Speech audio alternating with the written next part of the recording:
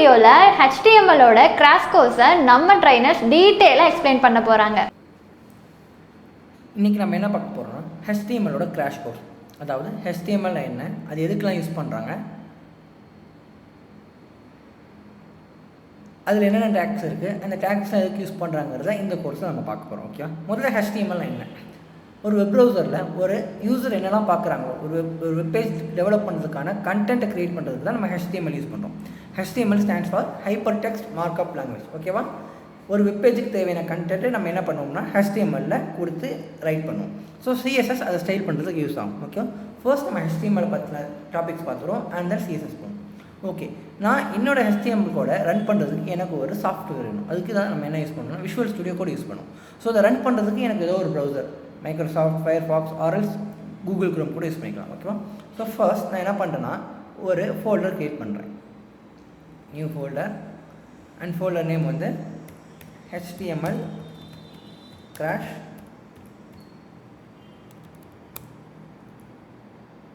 Course அப்படின்ட்டு ஒரு folder create பண்ணிக்கிறேன். ஓகேவா?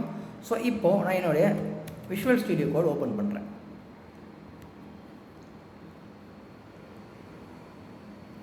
So open folder. ஸோ என்னோடய லோக்கல் ஸ்டோரேஜில் எங்கே ஃபோல்டர் இருக்கோ அந்த ஃபோல்டரை நான் ஓப்பன் பண்ணிக்கணும். அங்கே இருக்கு, நான் ஓப்பன் பண்ணிக்கிறேன். ஓகேவா? ஃபர்ஸ்ட் நம்ம பேஜை ரன் பண்ணுறதுக்கு முன்னாடி ஒரு சில எக்ஸ்டென்ஷன்ஸ் நம்ம இன்ஸ்டால் பண்ணணும். நான் ஆல்ரெடி யூஸ் பண்ணியிருக்கனால நான் இன்ஸ்டால் பண்ணி வச்சுருக்கேன். ஸோ HTML பாய்லர் பிளேட்னு சொல்லிட்டு ஒரு எக்ஸ்டென்ஷன், இந்த எக்ஸ்டென்ஷன் கண்டிப்பாக இன்ஸ்டால் பண்ணியிருக்கணும். அண்ட் தென் HTML ஃபார்மேட், இந்த extension, and then live server. நம்ம எழுதின கூட லைவாக நம்ம ப்ரௌசரில் ரன் பண்ணுறதுக்காக இந்த லைவ் சர்வர் யூஸ் பண்ணுவோம். ஓகேவா?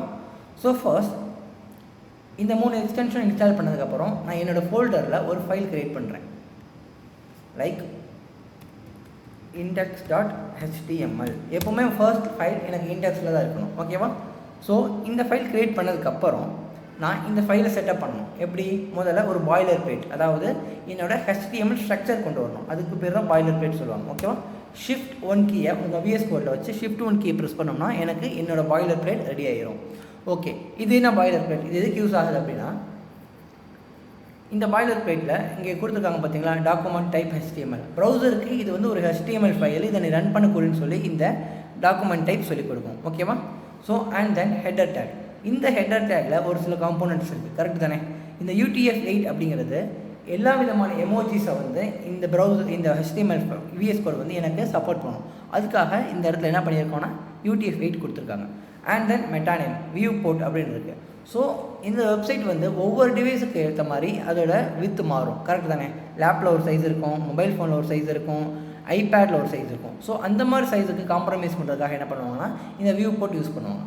அண்ட் தென் டைட்டில், இந்த டைட்டிலில் ஒரு டாக்குமெண்ட் இருக்குது. இது என்னது அப்படின்னா, என்னுடைய HTML பேஜ் என் ப்ரௌசரில் ரன் பண்ணுறேன். எப்படி? ரைட் கிளிக் பண்ணி கீழே ஓப்பன் வித் லைவ் சர்வர்னு ஒரு ஆப்ஷன் இருக்கும். நம்ம இங்கே லைவ் சர்வர் எக்ஸ்டென்ஷன் இன்ஸ்டால் பண்ண மட்டும் இந்த ஆப்ஷன் காட்டும். ஓகேவா?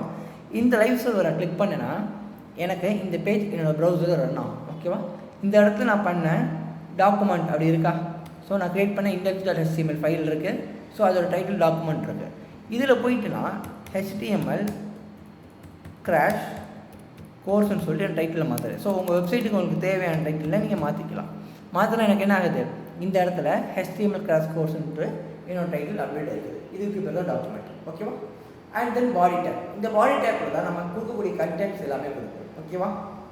ஃபார் எக்ஸாம்பிள், இப்போது நம்ம கொடுக்கக்கூடிய கண்டென்ட் எப்படி கொடுப்போம், லைக் நார்மலாக ஒரு டெக்ஸ்ட் மாதிரி கொடுப்போம். ஓகேவா? ஹலோ வேர்ல்டு அப்படின்ட்டு நான் ஒரு நார்மல் டெக்ஸ்ட் கொடுக்குறேன். எனக்கு என்ன ஆகுது, இந்த ஹலோ வேர்ல்டுங்கிற ஒரு டெக்ஸ்ட் இங்கே ஷோ ஆகுது. ஸோ இந்த மாதிரி தான் கண்டென்ட்டை உள்ளே கொடுப்போம்.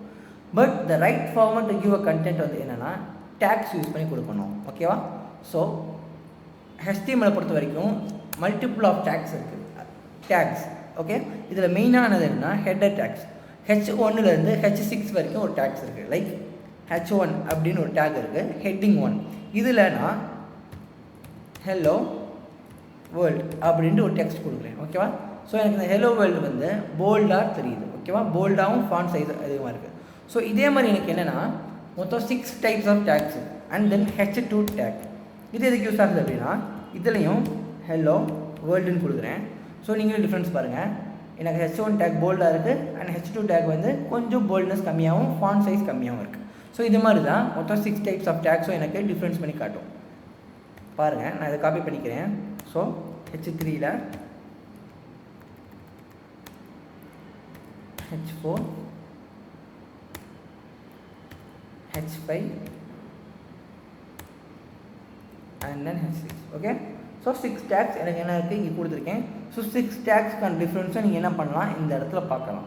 ஸோ ஒவ்வொரு டேக்குக்கு கம்பேர் பண்ணும்பொழுது கொஞ்சம் ஃபாண்ட் சைஸ் கம்மியாகவும் ஸ்மாலராகவும் இருக்கும். இதுக்கு தான் ஹெட்டிங் டேக் யூஸ் பண்ணுவாங்க. பட் இந்த ஹெட்டர் டேக் எல்லாமே போல்டாக இருக்கும். ஓகேவா? ஸோ இது வந்து நம்ம ஹெட்டிங் கொடுக்க யூஸ் பண்ணிக்கலாம். ஃபார் எக்ஸாம்பிள், நான் இந்த இடத்துல H3 டேக் இதுக்கு வந்து டைட்டிலுக்கு யூஸ் பண்ணிக்கலாம். இந்த ஹெட்டிங் டேக் எல்லாமே ஹெட்டிங்காக யூஸ் பண்ணுவாங்க. ஓகேவா? நான் இந்த இடத்துல HTML இன்ட்ரோடக்ஷன் அப்படின்ட்டு ஒரு ஹெட்டிங் கொடுத்துருக்கேன். ஓகே, ஸோ எனக்கு என்ன ஆயிடுச்சு, ஒரு போல்டான ஃபாண்ட்டில் HTMLோட இன்ட்ரோடக்ஷன் கொடுத்துருச்சு. ஸோ ஓகே, இது இருக்கக்கூடிய கண்டென்ட்ஸ் நான் எப்படி கொடுப்பேன் அப்படின்னா, அதுக்கு தான் பேராகிராஃப் டேக் யூஸ் பண்ணுவாங்க. ஸோ H1 H6 வரைக்கும் பார்த்தாச்சு. And then paragraph take.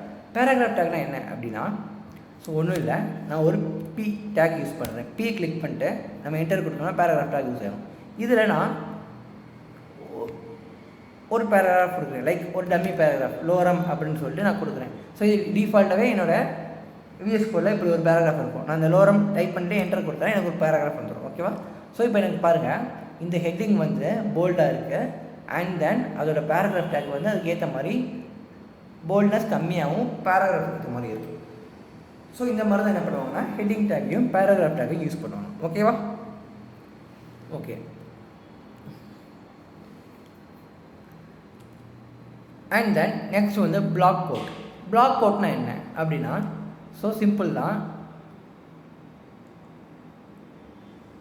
நான் இதை கமெண்ட் பண்ணிக்கிறேன்.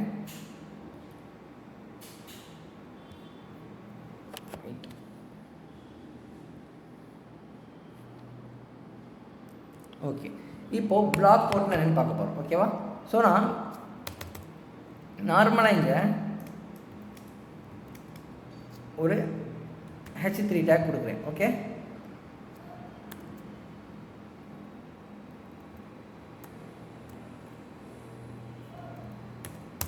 இதில்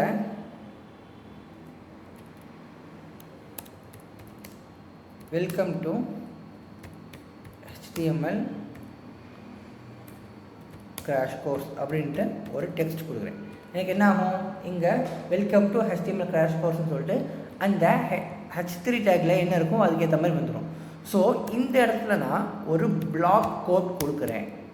ஸோ அதே டெக்ஸ்ட்டை இதில் காப்பி பண்ணுறேன். Okay, copy paste. எனக்கு இப்போ பாருங்கள், நான் கொடுத்த ஹெட்டிங் டேக்கில் வெப்பேஜோட ஸ்டார்டிங்லேருந்து ஆரம்பிச்சிருக்கு ப்ரௌசரில்.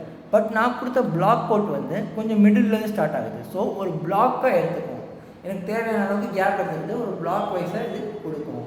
ஃபார் எக்ஸாம்பிள், இப்போ நீங்கள் இங்கே ஒரு கொஸ்டின் கொடுத்துருக்கீங்க, இதோட கண்டென்ட் ஃபுல்லாக கீழே கொடுக்கணும்னா நீங்கள் எல்லாமே என்ன பண்ணிக்கலாம், பிளாக் கோட்டில் யூஸ் பண்ணிக்கலாம். ஸோ உங்கள் கீபோர்டில் ஆல்ட் அண்ட் ஷிஃப்ட்டை ப்ரெஸ் பண்ணி டவுன் ஆரோ கிளிக் பண்ணிங்கன்னா திரும்ப அந்த கண்டென்ட் கீழே காப்பி ஆகும். ஓகேவா? Alt shift plus down arrow. Okay, so இப்போ பாருங்கள், எனக்கு இது எப்படி இருக்குது, விஷுவலைசேஷன் ஒரு question mark, first question. Okay, so அதுக்கான ஆன்சர்ஸ் கீழே இருக்குது. ஸோ இந்த மாதிரி நம்ம என்ன பண்ணிக்கலாம்னா பிளாக் அவுட் யூஸ் பண்ணி டிஃப்ரென்ஷியேட் பண்ணி காட்டிக்கலாம். ஓகே, இதுக்கு தான் நம்ம பிளாக் அவுட் யூஸ் பண்ணுவோம். So and then EM and small tag. Okay, EM அதாவது எம்பசிஸ், செமாண்டிக் எம்பசிஸ்ன்னு சொல்லுவாங்க. Strong versus EM, semantic emphasize அப்படின்னு சொல்லி இந்த டேக்கு யூஸ் பண்ணுவாங்க. ஓகேவா? ஸோ நான் என்ன பண்ணுறேன், இந்த இதில் வந்து ஹெல்லோ அப்படின்னு ஒரு டெக்ஸ்ட் கொடுக்குறேன். ஓகேவா? அண்ட் தென் ஸ்மால்னு சொல்லிட்டு ஒரு டேக் யூஸ் பண்ணுறேன். இங்கேயும் ஹெலோ அப்படின்னு கொடுக்குறேன். ஸோ இது ரெண்டும் டிஃப்ரென்ஸ் பாருங்கள். இந்த ஹெலோவுக்கும் இந்த ஹெலோவுக்கும் உங்களுக்கு டிஃப்ரென்ஸ் தெரியும். நான் EMல கொடுத்துருக்க ஹெலோ வந்து எனக்கு இட்டாலிக்கில் வந்துருக்கு. ஸோ ஃபார் எக்ஸாம்பிள் வெயிட், ஒரு H2 டேக், இதில் வந்து EM டேக் அண்ட் ஹெலோ இதுக்குள்ளே போட்டுக்கிறேன். ஓகேவா? And again H2 take, small take, இதில் வந்து ஒரு ஹெலோ. ஸோ ரெண்டுக்கான டிஃப்ரென்ஸ் உங்களுக்கே தெரியும்.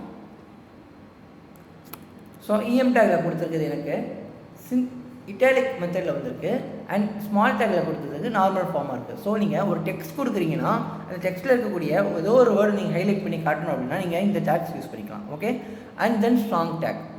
ஸ்ட்ராங்குன்னு சொல்லிட்டு ஒரு டேக் இருக்குது. அது எதுக்கு யூஸ் பண்ணுவாங்க அப்படின்னா நான் ஒரு பேராகிராஃப் டேக் யூஸ் பண்ணிக்கிறேன். ஓகேவா, இஸ் அ வெப் லாங்குவேஜ் அப்படின்னு போடுறேன். Okay, web language. ஸோ இங்கே பார்த்தீங்கன்னா எனக்கு நார்மலாக ஒரு பேராகிராஃப் டேக்கில் HTML இஸ் அ வெப் லாங்குவேஜ்னு சொல்லிட்டு வருது. ஓகேவா, பட் நான் என்ன பண்ணுறேன், இந்த வெப் லாங்குவேஜை ஸ்ட்ராங் அப்படின்னு சொல்லிட்டு ஒரு கீவேர்டு யூஸ் பண்ணி அதுக்குள்ளே வெப் லாங்குவேஜ் கொடுப்பேன். ஸோ எனக்கு இப்போ என்ன ஆயிருக்குன்னா அந்த வெப் லாங்குவேஜுங்கிறது மட்டும் ஹைலைட் பண்ணி காட்டுது. புரியுதா? ஸோ இதுக்கு தான் நம்ம என்ன பண்ணுவோம்னா ஸ்ட்ராங் டேக் யூஸ் பண்ணுவோம். ஸோ இதுவே இந்த இடத்துல ஸ்ட்ராங்குக்கு பதிலாக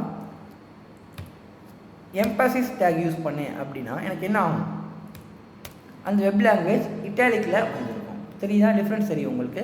இந்த இடத்துல என்ன இருக்குது, எனக்கு ஸ்ட்ராங்காக இருக்குது. இந்த இடத்துல அந்த ஃபாண்ட் இட்டாலிக்கில் வந்திருக்கு. ஓகேவா? So okay, and then HR tag. What is HR அப்படின்னா breaking a line from one tag to another tag. ஓகேவா, இப்போ நான் இந்த இடத்துல